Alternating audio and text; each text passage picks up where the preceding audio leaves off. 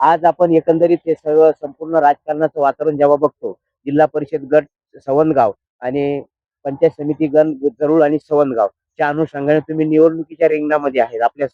सुनबाई उमेदवार म्हणून या ठिकाणी आहे. तर सध्याचं राजकारण आणि परिस्थिती बघता, तर तुमची दिशा काय आहे पुढील? आमची दिशा एकच आहे जे पिचलेले खचलेले लोक आहे त्यांना त्यांच्या पायावर उभं करायचं आणि जो काही लाभार्थी आहे ज्यांना लाभ मिळतो शासनाचा हा लाभ आम्ही विनामौल्य देणार आहे आणि घरपोच देणार आहे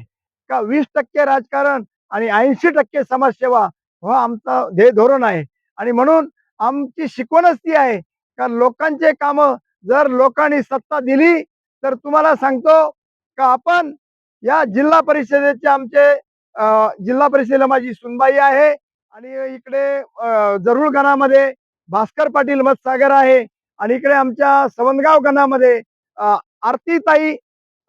मनोज त्रिभुवन हे आहेत आणि आम्हाला जर या लोकांना तिघांना निवडून दिलं तर तुम्हाला सांगतो का सुतासारखं यांना सरळ करू आणि सरळ करून असा भ्रष्टाचार म्हणजे बिगर भ्रष्टाचाराचा कारभार आम्ही करू कोणाची योजना आली तर त्याचे तिकिटाचे पैसे सुद्धा त्यांनी द्यायचे नाही हे आमचं ध्येय धोरण राहील समाजाला आपण जो दबलेला पिचलेला समाज आहे रोड रस्ते नाही आज तुम्हाला सांगतो फक्त कागदावरच रोड रस्ते आहे कुठेही रस्ता यांनी केलेला नाही खड्डे जर पाहिले तर खड्ड्यात रस्ते का रस्त्यात खड्डे हेच आपल्याला कळायला तयार नाही